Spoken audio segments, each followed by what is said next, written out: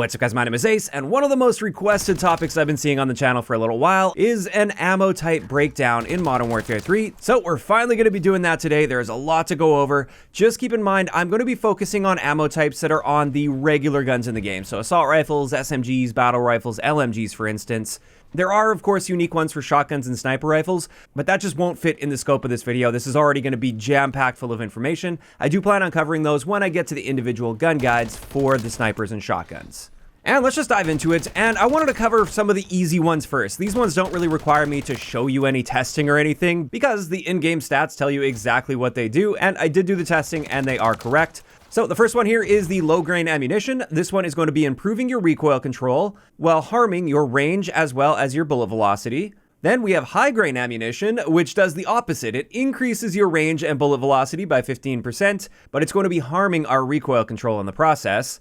I have had some people ask me to test flinch with this as well. I did do some brief tests, and it doesn't appear to affect target flinch whatsoever on your enemy. After that, we have high velocity. Again, really straightforward. This increases our bullet velocity by 20 to 30% depending on the gun, and the downside is we lose 5% to our ranges. Next, let's get into the round nose ammo, which isn't available on like all of the regular guns. It's only available on select ones. But with this in the pros and cons, it states that this improves your target flinch by 40 to 50% depending on the gun. And that is in fact correct. If you guys want to see a full flinch breakdown, I will leave a link to that in the description of this video, since there are a few ammo types that will affect your flinch, and that will just better show you what these are doing.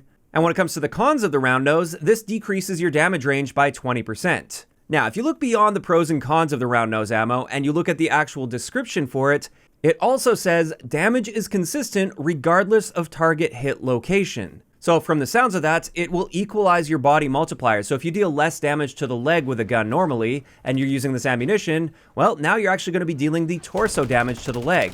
At least that's what it sounds like in the menu. Based on my testing, and I did this with multiple guns, this doesn't appear to have any effect whatsoever on your body multipliers. I tested this at close range, long range, I tested all the different body multipliers, and this simply isn't a characteristic of this ammo type in the game's current state. Now, since it's only stated in the description for this, and it's not stated as one of the pros or cons, I suspect this may just be like a leftover text description that no longer actually applies to what this is meant to do. Or who knows, maybe that is meant to be happening with this ammo type, but it's just not working in the game's current state. In either case, I would stay far away from the round nose ammo because the downsides significantly outweigh the upsides right now. Next, let's talk about tracers a little bit. And these are another ammo type that's not available on like most of the guns. There's just a select few guns that have access to the tracer. And essentially, this just gives you tracer ammo that you can see a little bit more clearly as it's flying through the air, and there are no downsides attached to this. In saying that though, there's really no upside attached to this either. From a first-person perspective, I don't really see any benefit to being able to see the tracers. In fact, if anything, they may slightly obstruct what you're able to see as you're firing.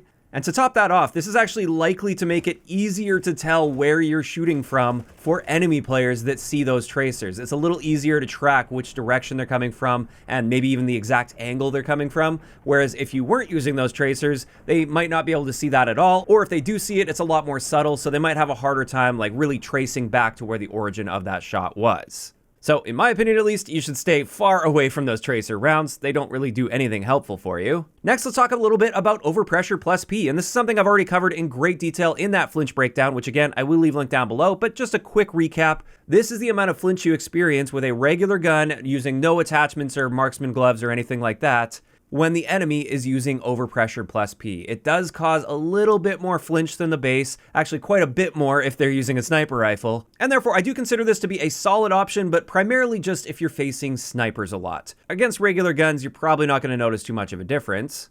After that, let's get into the Frangible ammo type, and with this, just like in Modern Warfare 2, it delays your healing time. And we can look at a comparison right here. Without Frangible ammo, from the moment that second shot hits my leg to the moment that I am full health, this is about 7 seconds. Whereas with Frangible, it's going to take you significantly longer before you start healing.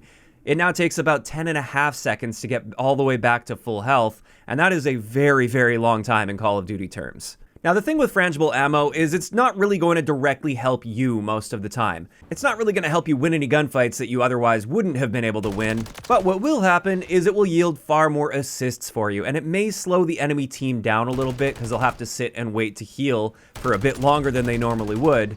So if you really want to be a team player, Frangible may be a good choice for you. As for the next one, let's talk about hollow points a little bit. And this is one that a lot of people have had frustration with in Modern Warfare 3. However, it appears to work exactly the same as in Modern Warfare 2. With this, when you shoot enemy players in the legs and only in the legs, it will apply a crippling effect, which first off is very visually obstructive. It will potentially throw your aim off. It kind of throws everything off for you. But then on top of that, with this crippling effect, it will stop you from sprinting, whether that's a tac sprint or a regular sprint. If you get shot in the legs by somebody using this ammo type, it will stop your sprint for a brief period of time. Now, I want to be clear though, this only works when you're shooting people in the legs, and generally speaking, you don't want to be shooting people in the legs. So while this is really frustrating to play against, at the same time, I don't necessarily recommend it just because it's suboptimal to be aiming at the legs. In saying that, if you are using like a tac stance build or a hipfire build, for instance, I highly recommend these because then you're just often going to be landing the odd leg shot here or there just due to the inherent inaccuracy, and this may help you win some gunfights in those cases.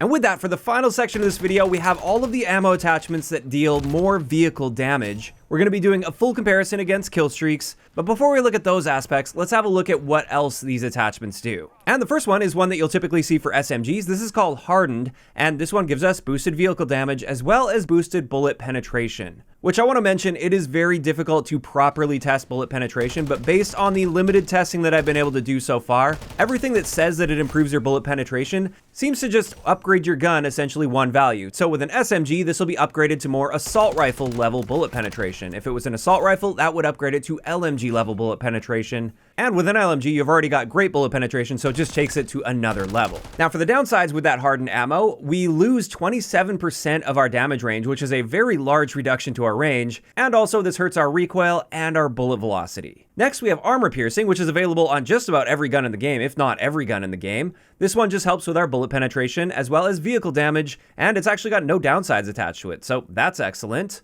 After that, we have the mono ammo, and with this one, it improves bullet penetration, vehicle damage, and it increases our bullet velocity by 7.5%. And something weird that goes on with this, in the menus, if you're just looking at the pros and cons, it states in the pros that this will improve our damage range. However, when you look at the advanced stats, it actually says that it reduces our damage range by 1.3%. So which is it? Is it helping or hurting? Well, I did the testing on this and it does hurt your range, but just by 1.3%. So it appears if there's ever a discrepancy between what's listed in the pros and cons versus what's in the advanced stats section, trust the advanced stats more than the pros and cons. But that's not the only con with the mono ammo. This also harms our recoil control. And then finally, for these attachments that impact vehicle damage, we have Incendiary. And with this one, not only do we deal extra damage to vehicles, we also get an additional burn damage when shooting enemy players. And this comes at the cost of a 10% reduction to our range, as well as a 25% reduction to our velocity. And that's a significant velocity reduction there. But let's have a look at this burn damage and how it applies to enemy players.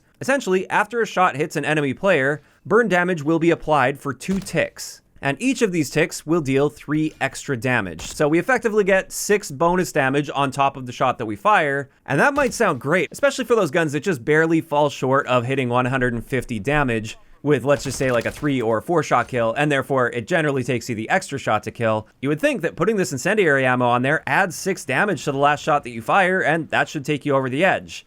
Unfortunately, just like with Modern Warfare 2, this burn damage appears to be clamped, which means the burn damage itself won't take you over that 150 damage to finish off a kill on an enemy player. And we can see that in this example right here. With the MCW at this range, I'm dealing a total of 146 damage just with the bullets themselves. And I confirmed this while looking at the in-game stats, and therefore you would think with that additional 6 burn damage at the end of that, that should take you up to 152 damage, and therefore I should be getting the kill. However, you'll see I didn't get the kill, and if you look at the total damage dealt in the top right of the in-game stats, it turns out I dealt exactly 149 damage here because this is clamped. So as far as shooting a player goes with incendiary rounds, I would say they're definitely not worth the downsides. However, let's finally take a look at these previous ammo types in relation to enemy streaks. And the easiest one to test against, since we don't have access to cold-blooded properly, even in custom games right now, is the chopper gunner.